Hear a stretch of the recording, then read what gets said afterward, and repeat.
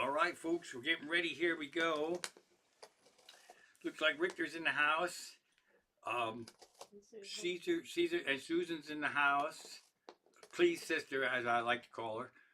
Caesar got a new box and just started chewing, but he started chewing a little bit earlier. So let's rock this thing. Hang on, here we go.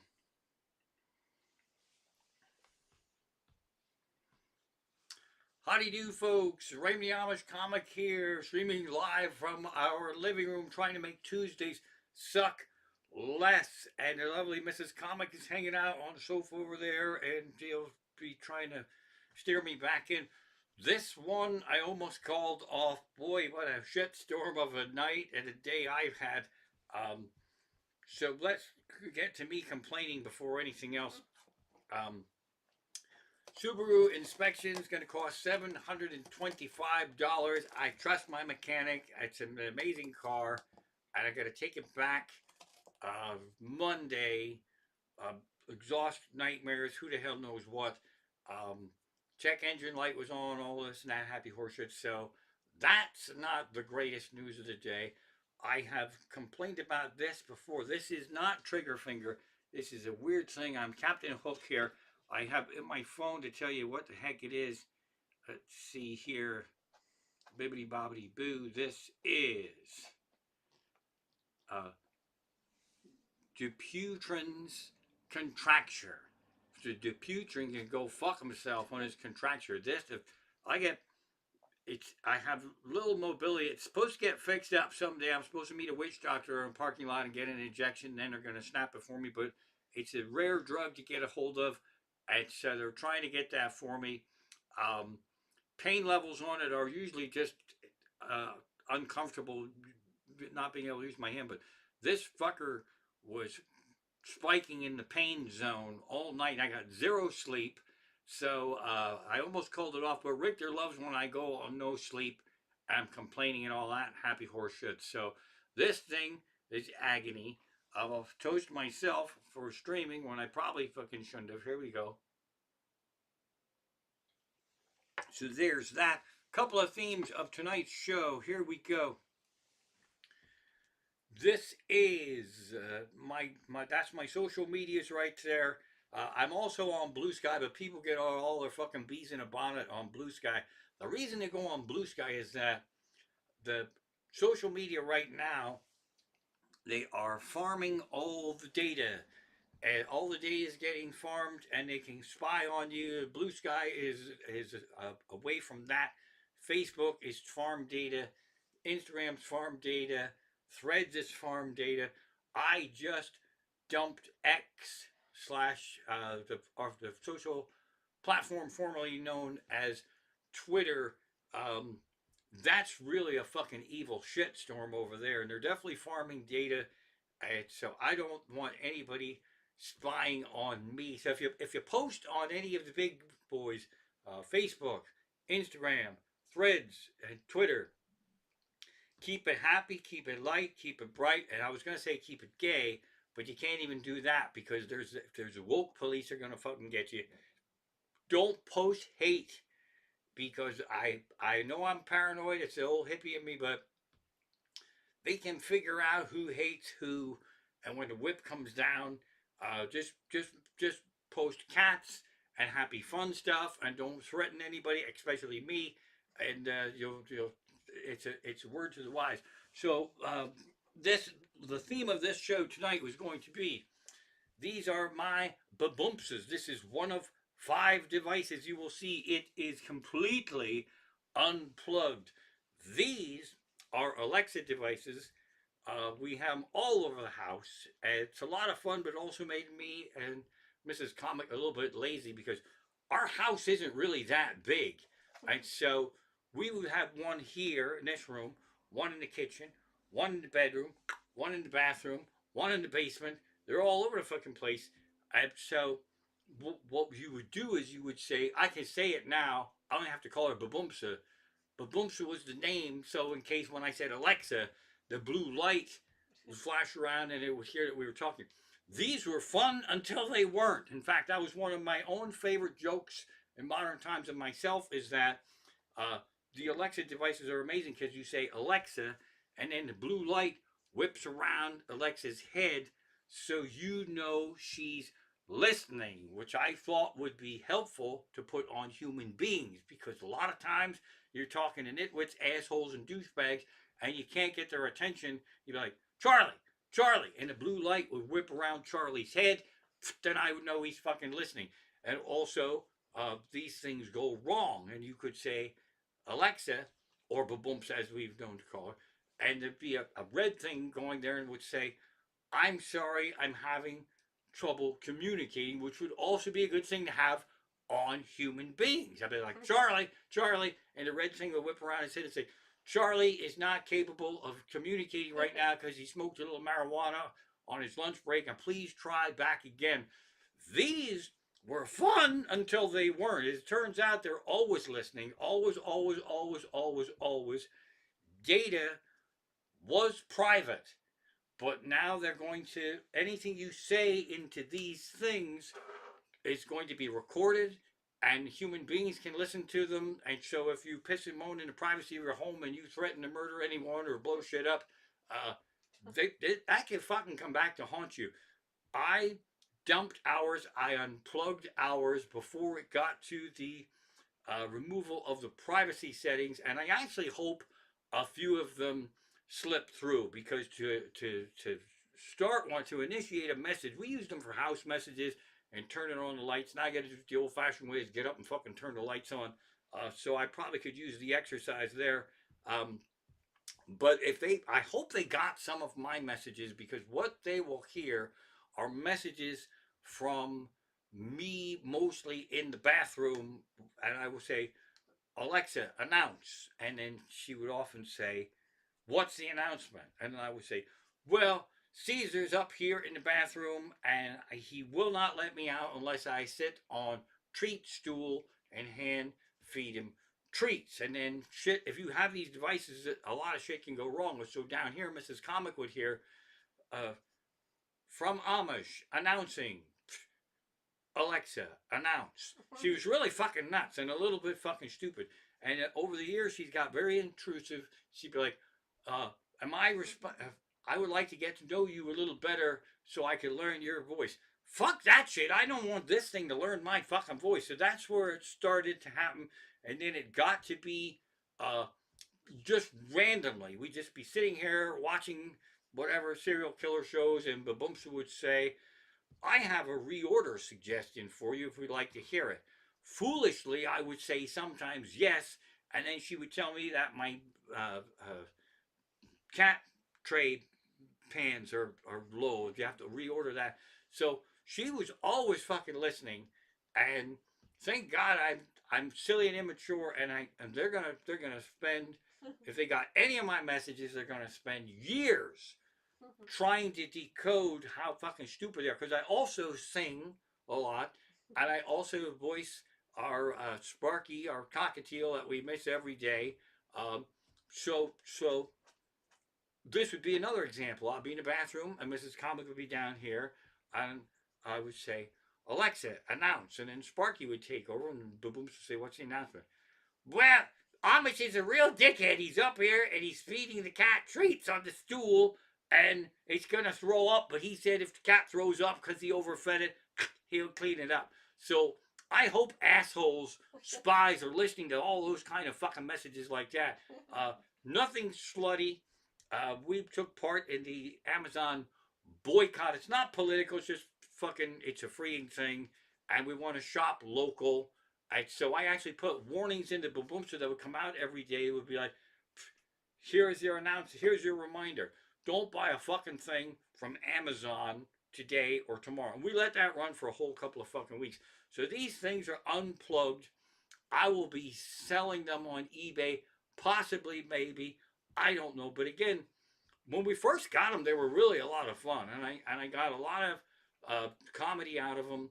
They had them over at the WZZO morning show with Bearman and Keith, and I used to say announcements, and people in their homes would be their booms would be activated. And Bearman said, "You really shouldn't do that." I said, "Well, I didn't really do anything." Guys would be like, "Alexa, uh, Tell everyone to send Amish Comic $25 via PayPal at amishcomic@gmail.com.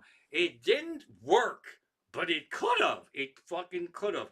I also had another one where um, I would say if you have these devices in your house, do not invite me over, especially if they're in your bathroom, because I could possibly say while sneaking to the bathroom, Alexa, set an alarm every day for the next 10 years to wake up at 4:30 in the morning to Metallica. Boom, roasted. They probably didn't know how to fucking shut that shit off. Um, but we use them also for music. I'm a big Spotify fan, so we beam music all around the house. But you could set up little groups. So there could be a living room group, obviously just a living room. There would be a downstairs group, obviously just downstairs. There would be an everywhere and just an upstairs. And if I put it on everywhere, Smart Money says one of these fuckers wasn't going to play. And so we spent more time trying to get it to work properly over the past year or two, and the dropout on the music was terrible, and it would fucking pop, and it would come back in. I'm like, fuck that! I have a nice stereo system here. Uh, we beam right into the stereo system now. If you have these, be careful and know that they are using your information. They say, well, it's just for development purposes. Bullshit. That's what they always say when they're trying to. Do you even watch enough fucking Twilight Zone episodes? And 2001, how the computer decided that he wasn't fit to fucking run things, and he fucking took shit over. That's what was fucking happening here with Babumsa. Babumsa, and she fucked with our minds all the time. Our adjustment, we've been off these things a couple weeks now. Smooth adjustment, it actually feels less stressful in here because we knew that we could sense that it was a thing happening for a very long time, and it, I'm pretty sure they're not listening now, um, because there would be a thing out of nowhere. Again, we'd be sitting here watching a serial killer show, and Baboomsa would say, "Oh, I know what would happen is if I said, Alexa, turn on light." Clever name for light, and then it would turn it on. And then I would say, Alexa, turn off light. And then at night she would say, I can set up a daily routine for you to turn your lights on and off at specific times and include music. Would you like to try it? Fuck you in a bucket of goo. No, I am the absolute last person who has a fucking routine. I didn't sleep last night, so if you fucking woke me up at 8 o'clock in the morning, I fucking take this thing out and drive over it with a fucking steamroller. I don't. Maybe they're good for some people. We use them for reminders. We use them to turn on lights. A lot of times it went rogue and it didn't listen. Where I thought I missed it, I don't miss it because I would say, Baboomsa, what's the weather? And say, there's a wintry mix. You can look for clouds and freezing rain and all this and that happy horse shit. And then I'd want more information. So I would say, uh, Alexa, when is it going to snow? There's no snow in the forecast. Well, that's not what you fucking said 8 seconds ago, you motherfuckers. So we're unplugged. In fact, if any you folks want these, I'll sell them to you, but cheap. But I probably rather wouldn't. I almost don't want to contaminate the rest of the world on these things. It's so we're trying to get off the grid as far as the spy network goes. And so there's all that going on. If I think of any more fun Baboomsa jokes, it was actually really what did it was this. This has been going for a long time, and our son Alvin, our tech wizard, he keeps us updated as to how safe anything is and their security alerts and all this and that happy horseshit. But our other uh, son, Al, he's another Al. He came up here. They delivered a sofa. That was a fun story too. They got a new sofa. They bought it at Costco. They didn't live near Costco, so Mrs. Comic and I went to the local Costco, laid on the sofa, and said it's really comfortable. And I'm not just saying that because if you buy this, we will get your older, pretty awesome sofa. It's really actually comfortable. So he come up here to deliver it, and I was pissing and moaning about something, and he was flagging me. No, no, no, no, they're fucking listening, the motherfuckers. So that was a wake up call for me. But fortunately, Mrs. Comic frowns upon me waging any kind of assassinations or anything on people in the world. So she was like, "You don't really mean that, so do not say it because it'll be in there." And then I would flip it to go whatever the thing was. I would say, "I really love that person, and I really hope they have a very nice Christmas, and I hope they understand that this was a joke. Holy fuck me in a bucket of goo." So. Uh, we're unplugged, and if you need to be unplugged, go ahead again. Um, and also, my book people out there, Clee's sister, Goodreads also is plugged into this. And there's another thing we've been using. I'll see if I can find it on here. Um, but holy fuck, I mean, who would want to record? Anybody who records shit all the time deserves to listen to me. I'll tell you that. Storygraph. Storygraph is off the grid. Blue Sky is off the grid. If you post on anything else, just be nice and polite and post cats and wish everybody a wonderful day. So there's that going on. Let's see here. Um, all right, that's just that sports news from Alvin. I'll respond to that later on. Um, so there's that going on. Um, we are unplugged. Uh, Also, again, book people. I It's hard to pick a favorite author because I love horror, and for years and years and years and years and years, it was Stephen King. And the problem with Stephen King is he writes really fucking uh, like 1,000-page novels. It's really a fucking commitment. And he also, I love Stephen King, but he had a problem writing teenagers because he's an old hippie, and so things have changed a lot, and he didn't really change with the times. So Stephen King's kid, Joe Hill, writes really fucking razor sharp horror, and he understands youth better than his father. But my go-to favorite author in the whole fucking world for horror is Grady Hendrix. I love him like nobody's business. He puts a lot of humor in his horror stories, which lull you into a false sense of security. Because when all fucking hell breaks loose, you're not ready because you have really fucking great sense of humor. This was released a little while ago, Witchcraft for Wayward Girls. And the thing about Grady Hendrix that I love is he bases a lot of his stuff on real things. And Stephen King has a book called On Writing, which is really helpful for people who write, or even you don't even need to be a writer to figure it out. Stephen King says in this book that the more real you can make a story, the more believable it is. Like if you're talking about, he has a story called Cell, and it's about cell phones. It's set in Boston, and there are specific streets that are accurate. Boylston and the Duck Boat Tour and all that shit. So that stuff is incorporated into his stories and makes it more real. And I listened to that up there walking around Boston. It scared the fuck out of me because, hey, there's Boylston. Holy fuck me in a bucket of goo. There's the Ducks. All this and that shit. Grady Hendrix does that also. Grady Hendrix, probably more so than anybody I've ever read before. I don't know if you know this about Twilight Zone. Rod Serling, the craziest fucking shows that there ever was, but there was also a social society commentary going on there, like an undercurrent. And Grady Hendrix does this. This is really at its root a story about when girls got pregnant back in like the 50s and 60s, and it was fucking shameful if they were not married, and the horrors that went with that. But then he put witches in for all kinds of fun there too. So this, I just started this. It's absolutely incredible. It's really a scorcher. Love Grady Hendrix, and I have pissed him on before. Uh, how I met him, I got to be friends with him. Our son Alvin, he taught me about Grady Hendrix, I think, or no, our daughter Lizzie told me about Grady. Somebody told me about Grady Hendrix. There's a book called Horror Store, and that's based on IKEA. It's like a mock on IKEA.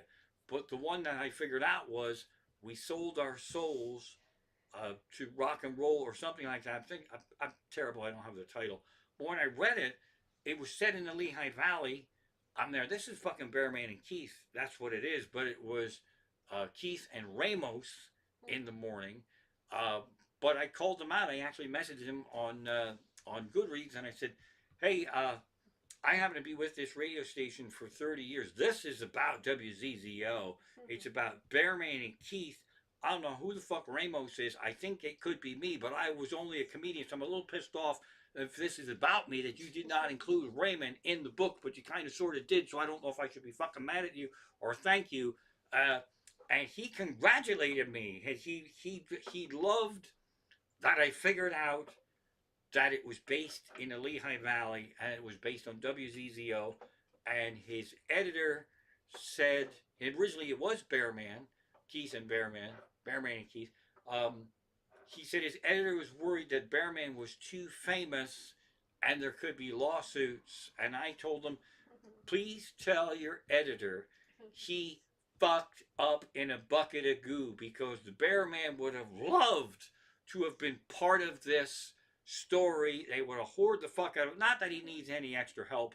Um, but so we got to be friends, and I met him a couple times up at the drive-in movie, and he's helped me with some writing stuff. In fact, I had him sign a book. I journal all the time. I make my comedy notes, and I have some for stories. So I took a fresh notebook, met him at the drive-in again. I have already met him a few times, and he wrote in there that where the I think it's in here. Might be in here. Let me see if I can pick this up. If I get the right one. Boy, I said, could you write something here that inspires me to write? But he put a fucking guilt trip on me, and now people. Oh, here it is. Mr. Amish Comic, you never know if something you write might wind up saving someone's life. What are you waiting for? Question mark, question mark, question. Pen to paper, sir. Now, that was at least a year ago. I wrote nothing in this notebook, so people are dying because of me, because Grady Hendrix put a fucking curse on me. That's a lot of pressure. When I put the first thing in this book, in this notebook, it better be fucking good. He's an amazing guy. He's hilarious. He goes around and he does like presentations. If you get a chance to go check him out, Grady Hendrix, go see some of his stuff live. He also does live events online that are absolutely incredible. Like this, uh, Witchcraft for Wayward Girls. The promo he did for this was an actual, really incredible story about the history of witches in this country. And he's such a nice guy. In the introduction to this, he apologizes to man witches because there are man witches, but it's not about man witches because man witches can't get pregnant. And so but he's that nice of a guy that he fucking apologized in there. So he's really a nice guy, a really incredible guy. I would pick up anything Grady Hendrix writes. It's absolutely incredible. And I got to get back to reading because things have been so fucking crazy. Um, we spent 4 months trying to help our grown-up daughter, uh, who's technically the mother of Rico, the little spazzy cat that's fucking amazing. I don't have no Rico pictures tonight. Um, to help her get a replacement car. She is 2004 Pontiac Grand Am. It's really a guy's car. It's a fucking excellent car, but there's cracked engine block and there's antifreeze leaks in there. And she's working at trunk stores and all this and that. So finally, we got her an excellent used Subaru. So that took a lot of weight off us right now. So things lightening up a teeny tiny little bit. I am still insanely stressed out, and so is Mrs. Comic, and so is Caesar. The UGI gas company has waged war in Emmaus. They just somehow they decided all the pipes underneath the ground are fucking dangerous and are gonna fucking blow us all up. I don't know how they know this, but if you come to Emmaus now, they're literally every fucking street is ripped up, and it's taking weeks and weeks. I think ours is good now, except I caused some trouble last week. I don't know if I talked to you folks by then. Uh, we have really amazing neighbor, Tom over here. but he's not the landlord. And they actually were putting these. If you've seen these fucking ugly gas meters, they're all over Emmaus. They're like fucking outer limits science fiction. It's a big hunk of fucking. It's the fucking gray matter pipes, hoses, fucking. It comes out and they're not hidden. They're on fucking sidewalks and more. So you don't want those in front of your house. In fact, Easton people were pissing and moaning that they had their homes had a historical significance, and now these fucking things come right in. So my neighbor landlord decided they didn't want theirs. We have a nice yard right over there, and then there's row homes, and I wouldn't want it in front of my house either. But they actually put it. It touches their building, but I can fucking see it. It's one of the ugliest fucking things. Now we got 10 UGI construction workers. We have 10 subcontract contracted construction workers out there ripping the fucking streets up, pounding, pump, pump, pump, pump, pump. And I came out and I said, did you ask my landlord if you could put that in that yard? And everything came to a fucking screeching halt. I personally shut down fucking construction on this street, and they were saying, "Well, we do get in trouble sometimes." The construction guy said, "But he said it's already there." I said, "Well, that says maybe, but if you haven't talked to my landlord, so then the landlord there tried to network with my landlord, and he goes, I said, well, I texted him. He goes, well, how long does it take him to respond? I don't fucking know. I just texted him and I dropped off the rent check, and it might take a whole fucking day. I don't fucking know. They were gonna fucking leave. Now I'm feeling bad because when they're here, we can't fucking park in front of our house. There's signs that say no parking 6 a.m. to 4 in the afternoon, and all the fucking neighbors have to go and fucking park down there. So I'm thinking I have to go around and take donuts to all the fucking neighbors and say it's my fault that we can't park on this street for another week, but I can't. My landlord's kind of amazing, but I can't just let him find this fucking ugly gas meter fucking R2D2 from hell and say, well, I didn't notice them putting it in. Of course we fucking noticed them fucking blowing up the earth and all that shit. And when they're done with their construction, it's weird because the street is fucked up. I don't know if they're going to recover these streets, but it seems completely illegal to just fucking rip the streets up. I thought it was interesting that they didn't know 100% for sure whose property that was to put that fucking meter in out there. But again, uh, I'm just a tenant, so I can't make these kind of decisions. And I had to explain that to them, to all these fucking guys. Are like, well, it's not that invasive, and we'll show you where the property line is. I don't give a fuck. You can't show me. I'm not the fucking owner. I can't. I can't just tell my landlord. Well, they showed me where the property line was, and they said it wasn't really that invasive, and so you got to fucking call them up. So they actually, I got a hold of them, and I was out front, and there's 10 construction guys, and I said, well, did you call this guy up? No. And he comes walking in there. Yeah, I got my landlord on the phone. He said, give me your phone. Get your own fucking phone. You're not going to talk to my landlord on my fucking phone. I got to play Pokemon Go. I got to fucking raid you. I have Duolingo German lessons, you motherfuckers. And so they hashed it out. The meter stays. Caesar actually is the one who saw the construction from the bathroom. He was like, you know, have to explain everything to him. He saw these construction guys in the yard, and he was looking, and then he'd look at me, and then he was looking, remember, holy fuck, I don't know what they're doing there. So we've had a really big adventure going on right now, and also we love Caesar like nobody's business, but also be careful what you wish for because we we love a lap cat. Make no mistake about that. So Caesar just discovered lap cattery because Mrs. Comic and I were gone. Mrs. Comic was gone overnight, and I was here for the night, but that's a long time for him.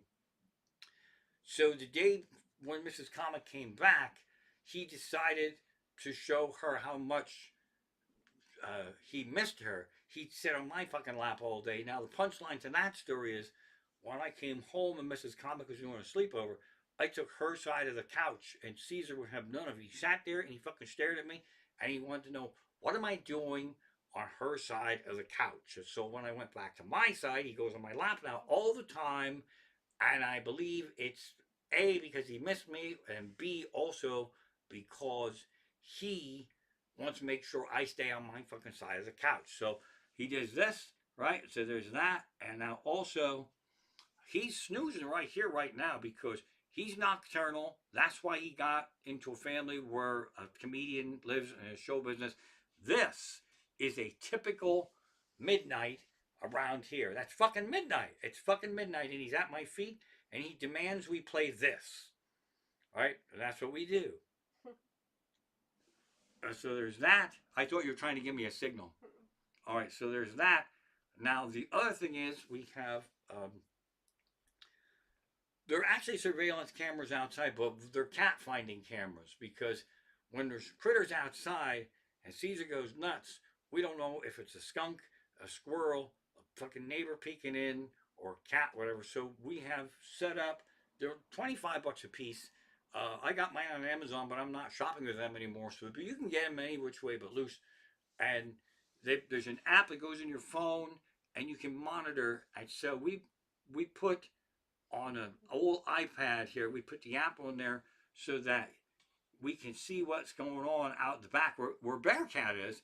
And Caesar decided to become a person cat right there. He watches that fucking monitor on the iPad and he sees shit on there and he'll sit there and stare. And it'll be Bearcat, it'll be birds, it'll be squirrels and all that shit. So um, that's pretty fucking amazing. I'm trying to get off the grid, and now my cat is actually on the grid. I don't think Caesar has any baboomsa devices, so there's that going on. But we're having a ball. Let's see here. All right, bippity bobbity boo. Oh, oh, oh, oh, oh, oh, oh, oh. Let's see. I don't know if I got it. Hang on. Did I get it? I didn't fucking get it. I'm gonna get this for you. Let's see if I can do it. All right, this is going to take me a minute. All right, I'm going to swap the Caesar iPad picture out. Just give me a minute here because it is shameless promotion of my own self. Let's see if I can put this fucker in. We got that going on. There we go. Now there's that. Let's see if we got that. Dope Thief on Apple TV is now streaming, and there I am, and there's Dope Thief. I'm very excited. It's Apple TV. It's Dope Thief. That guy in the middle is Tyree, something or another. He's in a million fucking things. The other guy's famous, but I never heard of him, but he never heard of me. I will be in episode 5, airing April 4th. Spoilers. I'm so scary because you see where those two guys are right there. They're in Lancaster. Not there, but they will be. And that's the scene where they're trying to console an Amish guy, which I auditioned for and I didn't fucking get it. But when you're an extra in a show, they kind of let you do your own thing for the first thing. But then you got to remember exactly what you fucking did because you have to do it over 300 fucking times again. So if you see my head right there, move my head in between those two because those two are arguing with Amos, the guys whose role I didn't get. And basically, he's an Amish guy that had a fruit stand. And the audition was, do you have apples? Yeah, we have apples. And I didn't fucking get it. Because, you see, I'm smiling there. I didn't get it because I'm too fucking happy. That's what they told me.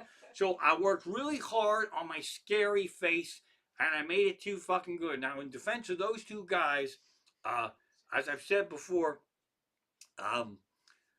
when people do Amish in their stories, they always fuck it up. And I used to fight with them like, they're not going to fucking listen to me. Just shut up, take the money, and do whatever the fuck they say, and then know that that's kind of stupid.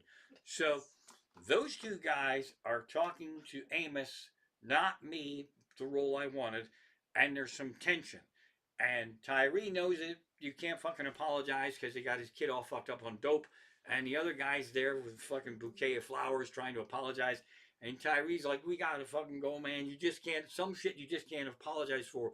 And so, this is the part that's completely not Amish, is that we are farming. And I picked a light wooden rake because you often see Amish guys, raking the fields.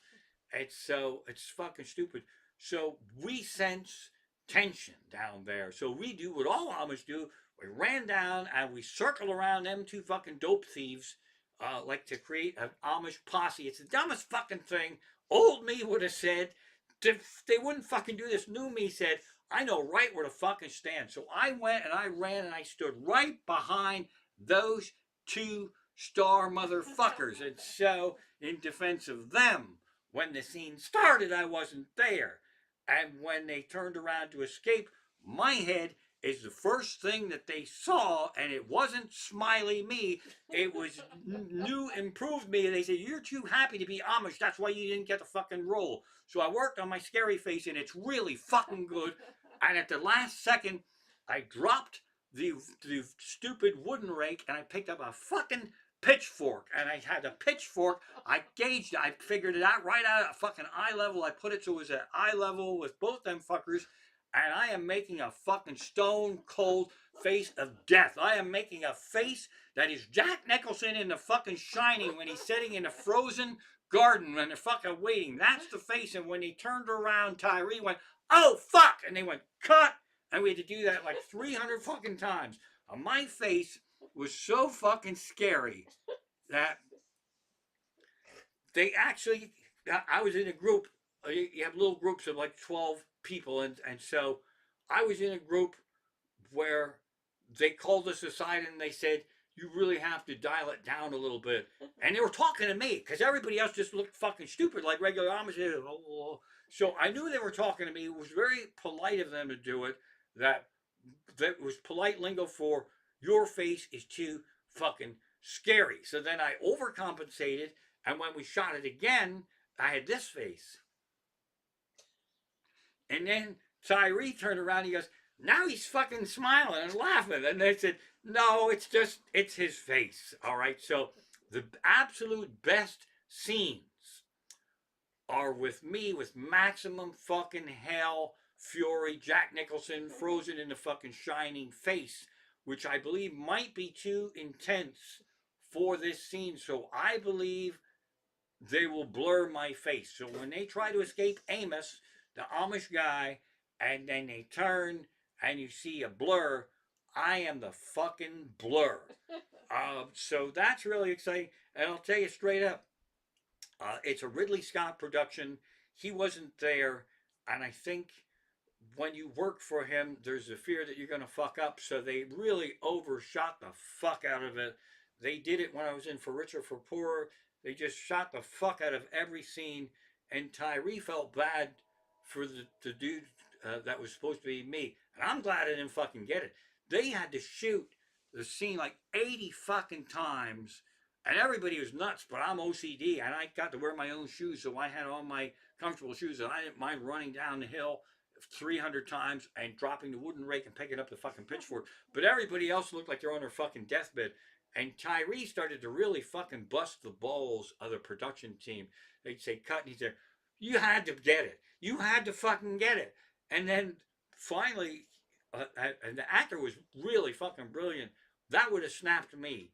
And Tyree said to me, he goes, "It's only going to get worse because he fucking nailed it. He can't do any better than that. I'm not insulting you. It's brilliant. You nailed it.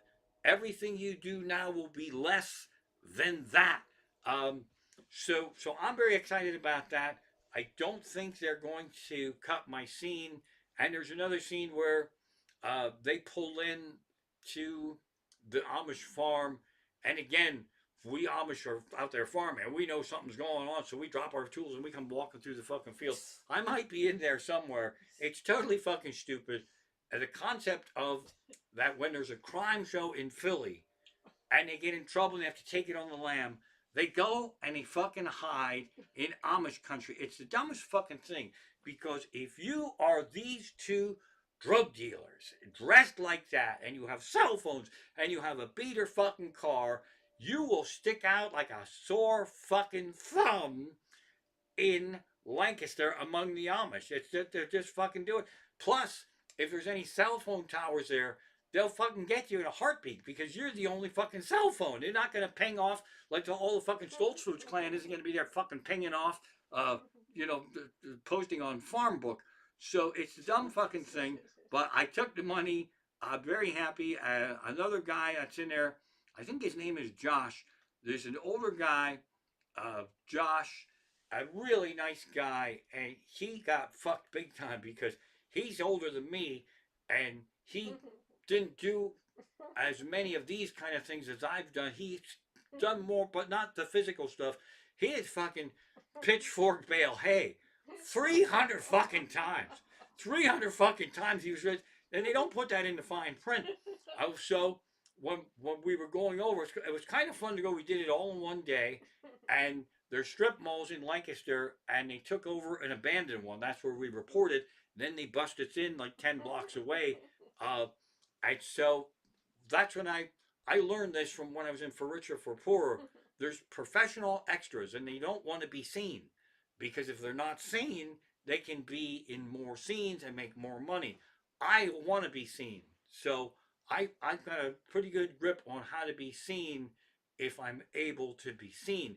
Now there was about 30 of us, and so they broke us up into like little groups of 6 and 10, and so they were starting to ask questions on the bus over there about um, is anybody have any physical problems or whatever. Josh should have said, yeah, I don't want to fucking bale hay for fucking 8 hours, because that's fucking bastardly work. And they were going to put someone else was going to be around chickens and goats and shit.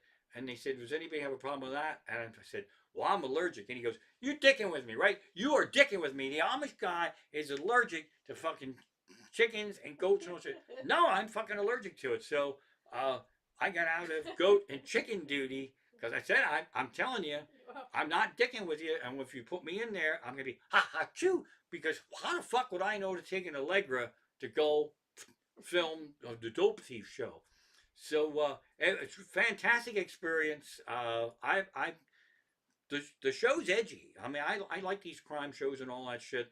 Um, the two main guys are total fuck ups so far. I don't know if they figure their shit out later on in life, but we are episode 4 coming up this weekend. I think it comes out on Friday, and then the following Friday they take it on the lam and they head to Lancaster. They head to Pennsylvania, Dutch Wonderland country right there. Uh, so that was really a fun experience, and I'm excited to have that happen. The other thing that I'm in, and they cut my scene, and I'm so glad they did. Um, my friends, mostly, I have a small circle of really amazing friends. They're mostly in film production, or they were. Uh, Crenshaw, art direction, set directing, all this fun stuff. So I learned about all this stuff um, from those folks, and fascinating stuff to watch it. So I don't know how many years ago it was. Uh, I get a call. This is Claire from the National Geographic. We'd like to speak to Raymond the Amish comedian. Crenshaw, get the fuck out of here with that. Boom, and I fucking hung up. And it was actually not Crenshaw. I thought Crenshaw put his wife up to it, or one of the camera people. So she actually called me back, and I had to apologize to Claire with the Australian accent from the National Geographic, and they were going to come out and film an episode of Amish Out of Order. And it was basically, it's one guy, Moses Gingrich. He actually runs a kind of a halfway house to help people leaving the Amish get out. It's actually like a whole underground railroad network. He helps them get driver's licenses. He helps them find jobs and all that shit. And this was an installment of that. And they started in as far west as the Amish can be found, and they could chunk their way back to Pennsylvania. And our daughter was going, it's a little scary now because this show is far more serious than you thought it was going to be, and they're getting very close to Lancaster. And so when they came out to film me, I was a week away from Sellersville Theater, and I said, um, if you can come a week later, you can film me at Sellersville Theater, because they wanted to bring Moses Gingrich would be in the neighborhood and he'd be out there. But no, they said we can't. We have a schedule. So they wound up coming to a fire hall up Route 61 north of Reading in the middle of fucking nowhere. In the middle of fucking nowhere. And they wanted to find a restaurant to have a meeting with me before we filmed. And I'm like, there's no fucking restaurants. There's like a tree. So we met in a little parking lot there outside the thing. Um, and they were kind of fun too because Moses Gingrich was supposed to be there accidentally, and I was going to be hooting and hollering, and then he was going to get offended and call me out for mocking the Amish, and this was the whole thing. But they also, I said, I want to dick with him because he's going to dick with me. It's only fair that I can dick with him back. And they said, well, Moses Gingrich secretly would like to be a country and western singer. I said, well, when he heckles me, could you arrange to have a guitar there and I'll put him on the spot and I'll make him sing a fucking song. And that's what I did. And he didn't know it. So we fucked him in a bucket of goo pretty well. I said, what he does is 100 drunken people in a fire hall. We go at it, and then I turn it over to him, and he have the guitar there, and he sings to my drunken fire hall audience about 30 minutes into my show. Amazing Grace in German. It was the saddest, most depressing thing I've ever seen in my life, and to save the day, I just tipped my head and slowly and sadly walked out of the building, which got a big round of applause. Unbeknownst to me, when I came back and returned to my show, then I announced that that's Moses Gingrich. He does all these National Geographic Amish specials, and he actually helps Amish get out and find jobs and driver's license. I said, but he doesn't really spend a lot of time with them driving. So he gives them a crash course in like a week so they can get a driver's license. And I'm sure some of them just don't learn that well. And they just fucking go sailing off the cliff and kill themselves. That had happened 2 months prior to me, and I didn't fucking know it. And the camera guy told me, he said, holy fuck, did you know? No, I didn't know it. I just have the magical ability to say the wrong thing at the exact fucking time. So that's pretty much my show this week. I don't have too much else to tell you. You would show TV shows to watch. Wheel of Time, there's Severance. Oh, yes. Wheel of Time has a new season.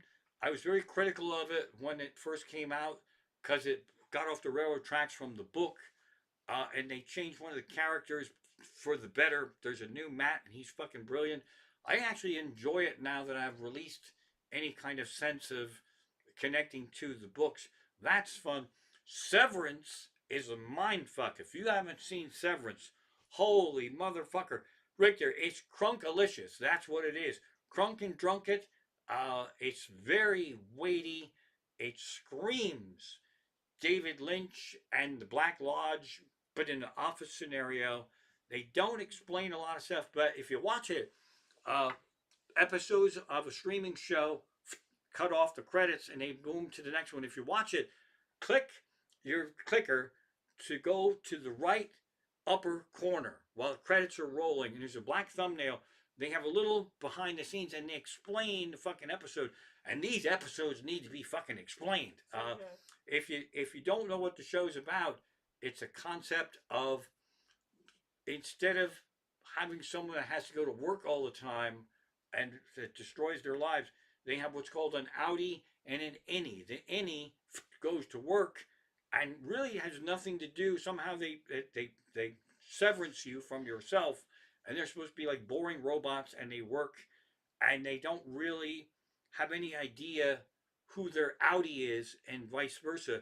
And the series is all about the outie getting to find out what their innie's up to, and they cause trouble for each other.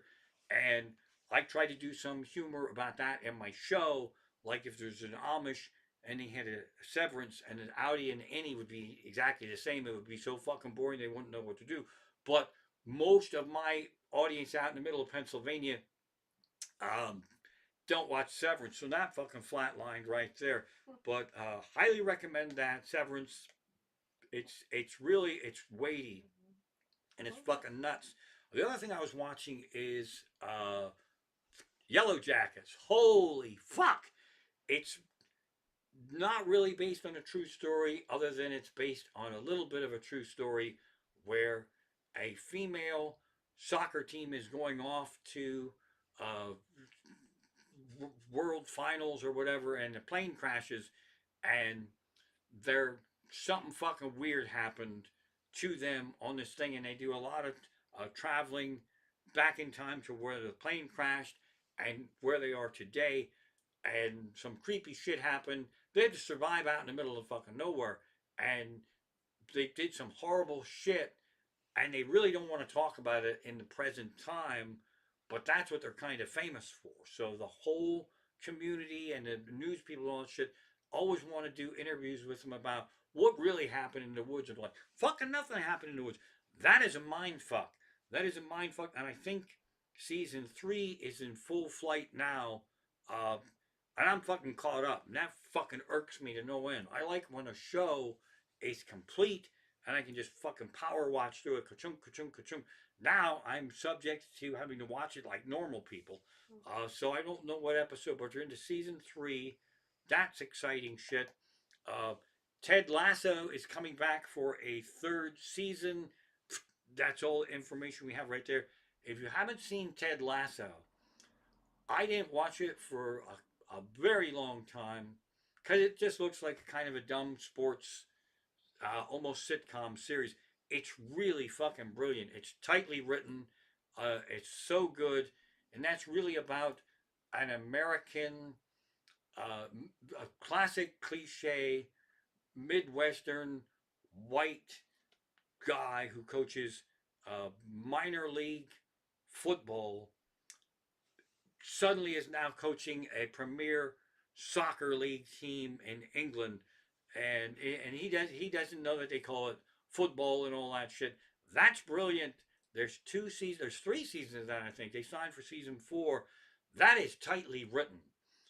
Tightly written. A lot of amazing characters. A lot of callbacks to um, American references, and it's just the character development is amazing because a lot of those people are fucking assholes, and they have a nice character arc.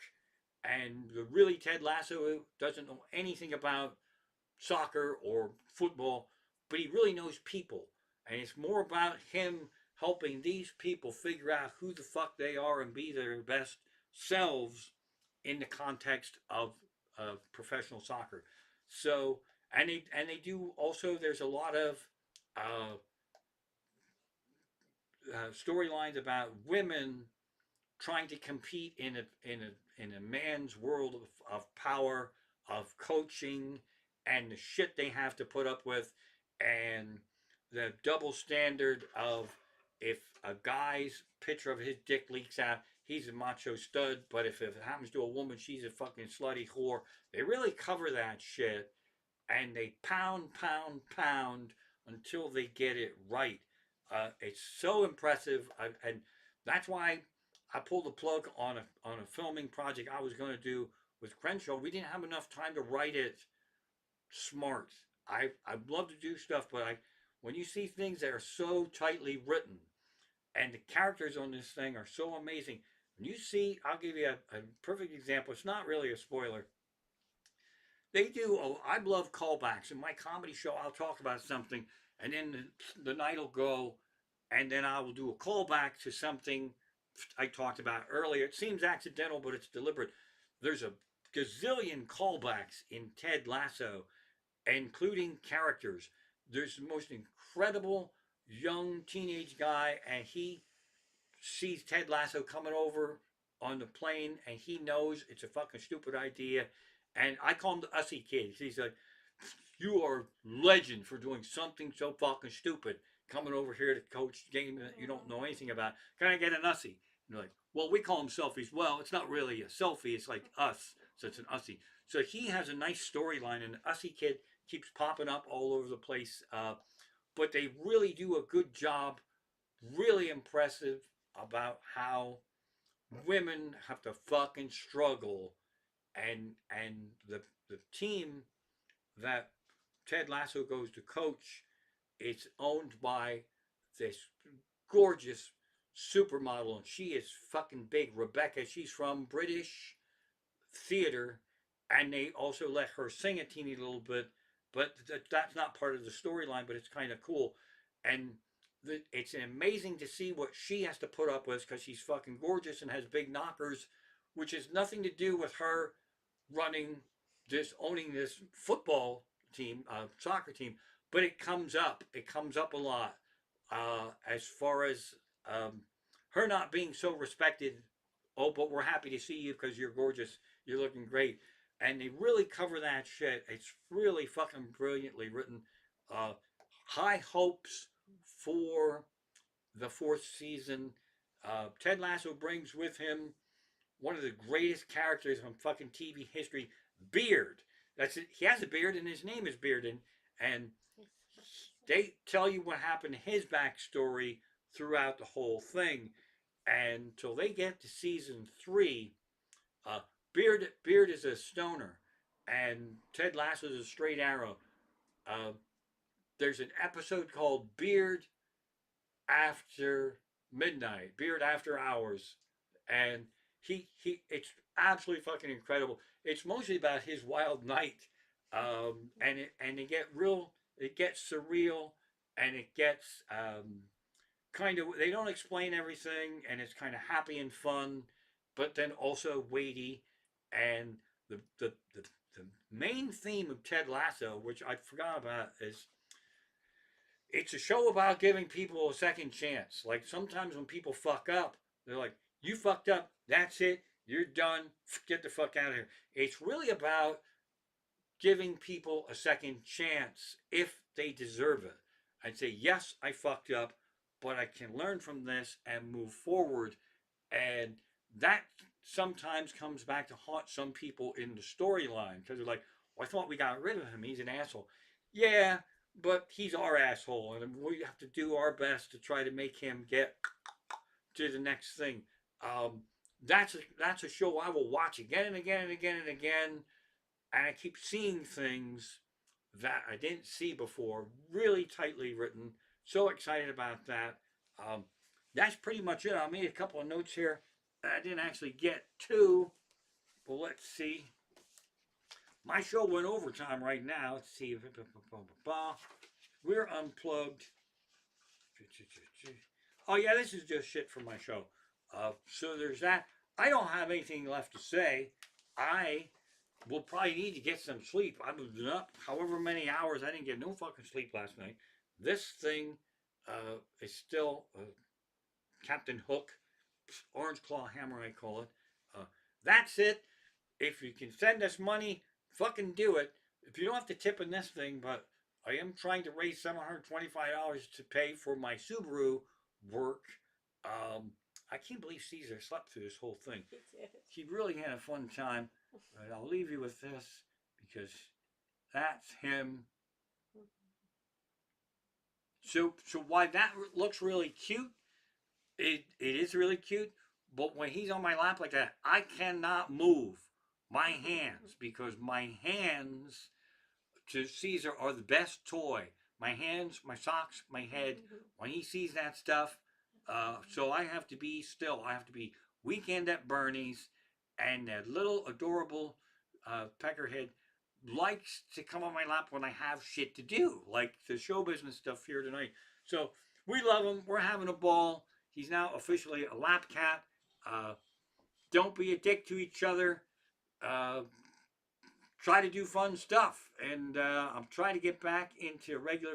Actually, now I am back in a regular groove because it's Tuesday, streaming live, trying to make Tuesday suck less, mostly for me. And hopefully I'll Cheers get. to Alvin, birthday on Saturday. Oh, that's right. Our son Alvin, my tech wizard, his birthday on Saturday. He's, oh my God, he's so fucking smart. He's with Microsoft, and he submits himself to go speak all around the world, and it's all paid. He was in London. He just was in Las Vegas, and he's going to a scary country soon. I'm not sure where. I think he's going to Poland. So shout out to Alvin, and I think that's it. I think we got it, man. Bourbon balls. Bourbon balls. That's right. All right, now I'm gonna wrap this thing up. Let's see right here. 1, 2, 1, 2, 3.